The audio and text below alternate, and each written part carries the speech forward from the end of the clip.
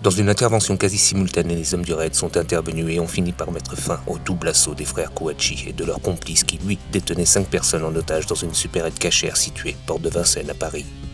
Vendredi, les forces de sécurité ont traqué les frères impliqués dans l'attaque terroriste au siège de Charlie Hebdo, Saïd et Chérif Kouachi. Ils s'étaient camouflés dans une imprimerie à Dammartin, en Goële.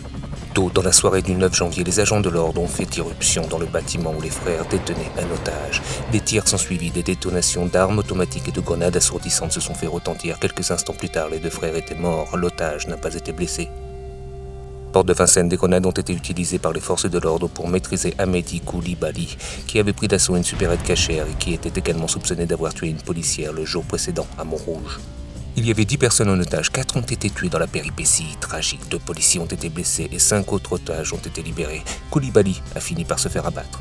Maintenant, une chasse à l'homme a été lancée pour retrouver la complice de Koulibaly, Hayat Boumediene. Il a été rapporté qu'il se serait enfui lors de la prise du siège par les autorités. La suspecte de 26 ans est considérée armée et dangereuse. Le bilan des 3 jours de terreur à Paris a fait 20 morts.